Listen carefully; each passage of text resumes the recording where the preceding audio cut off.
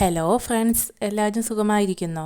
ഇന്ന് ഞാൻ തേങ്ങ വറുത്തരച്ച നല്ലൊരു അടിപൊളി മീൻകറിയുടെ റെസിപ്പി ആയിട്ടാണ് വന്നിരിക്കുന്നത്. അപ്പോൾ ഇനി നമുക്ക് അധികം വൈകാതെ റെസിപ്പിയിലേക്ക് പോകാം. ഇവിടെ ഞാൻ 4 വലിയ വാളംപുളി വെള്ളത്തിലിട്ട് വെച്ചിട്ടുണ്ട്. ഇത് നമുക്ക് പിഴിഞ്ഞ് ഇതിൻ്റെ ജ്യൂസ് മാറ്റി വയ്ക്കാം.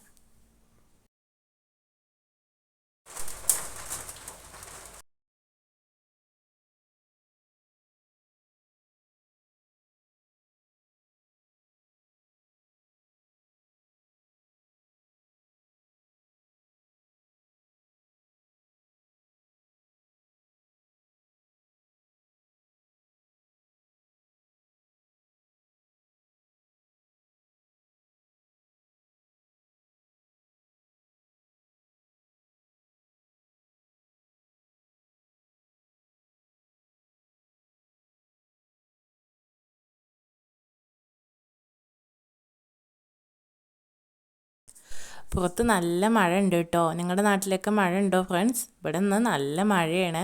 അല്ലെങ്കിലും കുക്കിംഗ് ചെയ്തുകൊണ്ടിരിക്കുമ്പോൾ ഇങ്ങനെ ജനലിലൂടെ കുക്കിങ്ങും ചെയ്യാം, മഴയും കാണാം. അതൊരു പ്രത്യേക രസമല്ലേ. അതിൻ്റെ ഇടയിലൂടെ അടുപ്പത്തെയും ഇളക്കി കൊടുക്കണം, അതല്ലെങ്കിൽ അത് അടുക്കി പിടിക്കും. അതൊന്ന് പ്രത്യേകം ശ്രദ്ധിക്കണം. ഇടയ്ക്കിടയ്ക്ക് ഒന്ന് ഇളക്കി കൊടുക്കണം, അല്ലെങ്കിൽ വേഗം അടുക്കി പിടിക്കും. ഇനി കുറച്ച് കറിവേപ്പിൻ്റെ ഇലയും ഒരു 2 ചെറിയ ഉള്ളിയും കൂടിയും ഇട്ട് കൊടുക്കാം. എന്നിട്ട് നന്നായിട്ടൊന്ന് വറുത്ത് മൂപ്പിച്ചെടുക്കാം.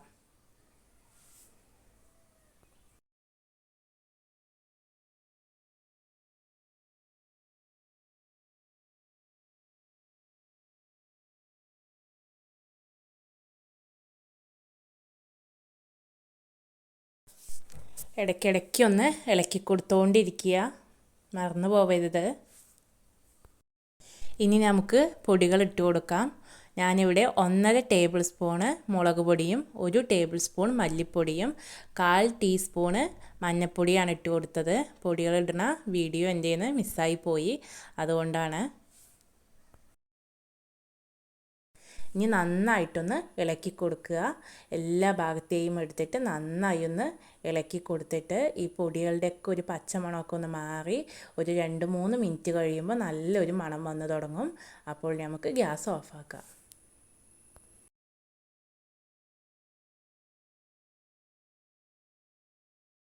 ഇനി നമുക്ക് കറി താളിച്ച് തുടങ്ങാം. അതിനായി ഞാനിവിടെ ഒരു മൺചട്ടി എടുത്ത് അടുപ്പത്ത് വെച്ച് നന്നായി ചട്ടി ചൂടായതിന് ശേഷം ഒരു 3-4 ടേബിൾ സ്പൂണോളം വെളിച്ചെണ്ണയാണ് ഒഴിച്ചു കൊടുക്കുന്നത്.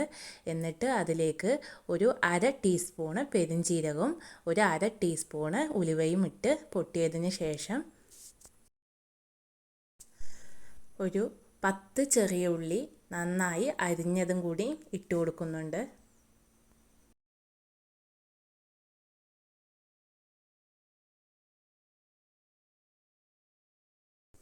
ചെറിയ ഉള്ളി ഇട്ട് കൊടുത്തു. എന്നിട്ട് ഒരു നുള്ളു ഉപ്പും കൂടി ഇട്ടിട്ട് നന്നായിട്ടൊന്ന് വാട്ടിയെടുക്കാം.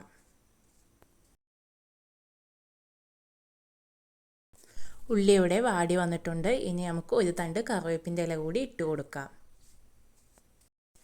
ഇനി ഇതിലേക്ക് 4 പച്ചമുളകും 4 വെളുത്തുള്ളിയും ഒരു ചെറിയൊരു കഷ്ണം ഇഞ്ചിയും കൂടി നീളത്തിൽ അരിഞ്ഞതും കൂടി ഇട്ട് കൊടുക്കാം.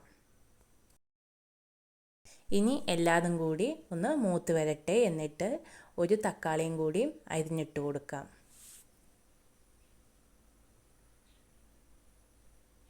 ഇനി ഇത് എല്ലാം കൂടി ഒന്ന് ഇളക്കി കൊടുത്ത് അടപ്പ് വെച്ച് തീ സിമ്മിലിട്ടിട്ടൊന്ന് വേവിച്ചെടുക്കാം. അപ്പോഴേക്കും നേരത്തെ നമ്മൾ വറുത്തെടുത്ത തേങ്ങയൊന്ന് അരച്ചെടുക്കാം. അതുപോലെ നേരത്തെ നമ്മൾ പിഴിഞ്ഞു മാറ്റി വെച്ച പുളിയുടെ വെള്ളമാണ് ഈ ഒഴിച്ചു കൊടുക്കുന്നത്. ഇതിനോടൊപ്പം ആ അരച്ച് വെച്ച തേങ്ങയുടെ അരപ്പും കൂടി ചേർത്തി കറിക്ക് പാകമായ വെള്ളവും ഒഴിച്ച് ഉപ്പില്ലെങ്കിൽ ഉപ്പും ഇട്ട് കൊടുത്ത് നന്നായി ഒന്ന് ഇളക്കി ഒന്ന് അടച്ച് വെച്ച് കറി തിളയ്ക്കാൻ വേണ്ടി വിടാം. കറി തിളച്ച് വന്നിട്ടുണ്ട്. ഇനി നമുക്ക് ഓരോരോ മീനുകളായിട്ട് ചേർത്തി കൊടുക്കാം. ഞാനിവിടെ എടുത്തിരിക്കുന്നത് അയിലയാണ്. നിങ്ങൾക്ക് ഏത് മീൻ വേണമെങ്കിലും ഇങ്ങനെ കറി വയ്ക്കാം. അതുപോലെ നിങ്ങൾ എൻ്റെ ചാനൽ ആദ്യമായിട്ടാണ് കാണുന്നതെങ്കിൽ ഒന്ന് സബ്സ്ക്രൈബ് ചെയ്യണം. അതുപോലെ അടുത്തുള്ള ബെൽ ബട്ടണും കൂടി ക്ലിക്ക് ചെയ്യണം. എന്നാലേ ഇനി ഞാൻ ഇടുന്ന വീഡിയോസ് നിങ്ങൾക്ക് നോട്ടിഫിക്കേഷനായിട്ട് വരികയുള്ളൂ. അതുപോലെ ലൈക്കും കമൻറ്റും ഇടാൻ മറന്നു പോകരുത്.